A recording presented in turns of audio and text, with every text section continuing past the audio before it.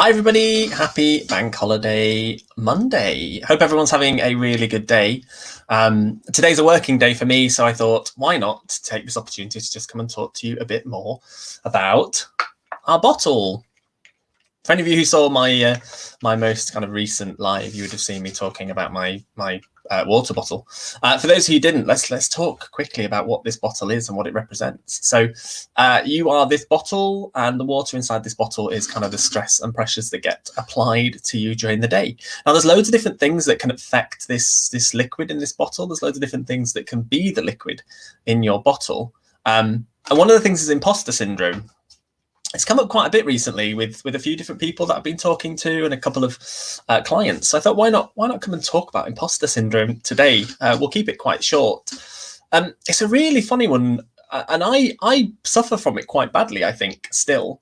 So I'm less than a year into my business, and I still find that imposter syndrome is something that's kind of there all the time. You think to yourself, who is this pilot? Who's this person who's talking about business when I've only been doing it for less than a year. But it used to happen to me in the commercial cockpit as well. So I was telling this story to someone recently that, when I very, very first started flying, I remember my very first commercial flight, flying from Bristol to Paris.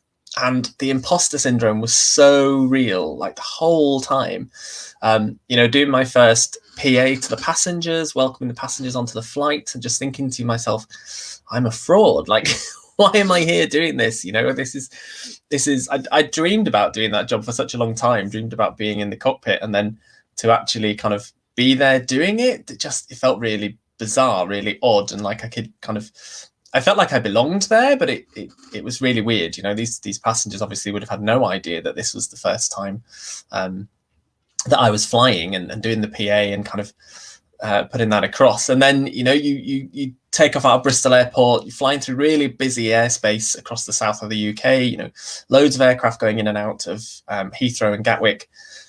And that whole time just been like, you're flying alongside people who've been flying for 40 plus years, some of which could have flown me, before I even learned to fly when I was a child. The whole time you just think to yourself, this is odd. Like, I don't belong here. I don't belong in this world. Like, just something isn't quite sitting right. And then flying to Paris, one of the busiest airports in the world. And again, just kind of thinking to yourself, is this where I belong? Like, surely I shouldn't be here. Surely these people are going to look at me and think that I'm a fraud. These people are going to realize that I've not been here for long. And I think that's the crux of the problem, right? With imposter syndrome is, it's not about us and our ability. At no point when I was doing my very first commercial flight did I think to myself, I'm not capable of doing this job. But you kind of feel like other people think that of you. And I think that's the big problem with imposter syndrome, that we think that other people are thinking the worst of us, and actually more often than not they have no idea. And I think that to myself, on that day when I was flying into Paris, there is a very strong chance that I wasn't the only person who was flying for the first time that day. There were probably quite a few people who were flying for the first time, or the first week, or the first couple of times, and I had no idea. I had no idea that they were flying for the first time, and it didn't bother me.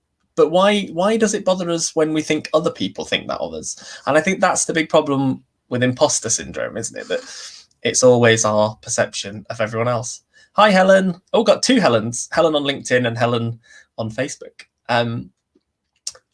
So I think that's ultimately the problem. It comes from us, doesn't it? Now, when we do our human factors training in the commercial cockpit, we talk a lot about our perception of stress. And ultimately, that's where stress comes from. Like, stress comes from our perception of events. So the only way to change your stress level, or to get better at dealing with stress in those situations, is to change your perception of the situation. Hi, Layla. And I think that's so true, and it's so true with imposter syndrome. Like, you just kind of have to embrace it. I think sometimes you have to put yourself out there into these situations that make you feel uncomfortable, that make you really question why you're there and why you're doing it. And ultimately, that's what's going to get you the results. Again, with the human factors training, we talk a lot about the feedback, giving your brain a feedback loop, so that, you know, when you're feeling imposter syndrome, when you're feeling like you don't really fit, like you don't belong, like you shouldn't be doing what you're doing, by putting yourself in that position and almost tricking your brain into realizing that you should be doing it, you are able to do it, you're going to create that feedback loop, and that's really healthy. So I think, you know, the conversations I've been having recently that come down to imposter syndrome, it kind of is a bit of just suck it up to a certain extent. You have to fight through the barrier, push through the pain, and see the benefits of dealing with it. You know, I think it's really good to feel imposter syndrome because it keeps you humble and it keeps you grounded. There's a saying in NASA, and it's used a bit in aviation as well, that on a scale you can be one of three things. You can either be a 0, you can be a +1, or you can be a -1. As soon as you think you're a +1, you actually become a -1. And I think that's kind of true a bit with imposter syndrome. You know, if you sit in a comfortable 0 thinking that you're a -1, the chances are you're not. The chances are you are a 0 or even a +1. But the second you start to get a bit cocky with it and you start to think that you are a +1 and you start to think you've got it, that's when you actually turn into a -1. We used to always have a thing when I used to fly for Flybe, we used to quite regularly say, the day you think you can land an aeroplane is the day you're going to mess it up. Because every day you have to just have that thing in your head that maybe I can't do this, maybe it's not going to work, maybe I'm not going to be able to do this properly. And that's what keeps us fresh and keeps us on top of our game, right? Because the more we push ourselves into these situations that make us feel uncomfortable, the more we challenge ourselves, the more we try to improve, the better we're going to be. So fundamentally, I don't think imposter syndrome is a bad thing. I think it keeps us fresh. It keeps us on top of our game.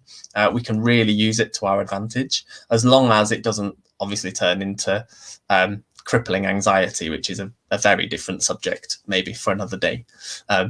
So that's it. That's my thoughts for the day. Look at that. It's taken me about 7 minutes to tell you this. It's like I could have planned it to be 7 minutes, right? Last time I did a video, it took 7 minutes as well. And I thought, do you know what? Maybe I could make this a thing that I'm going to do these little 7-minute bits of information. But I know the second I say I'm going to spend 7 minutes, I'll actually spend longer. So that's it. My little words of wisdom for today. Embrace your imposter syndrome. It's going to make you better at what you do. Hope everyone's having a fantastic bank holiday weekend, and I look forward to speaking to you all soon.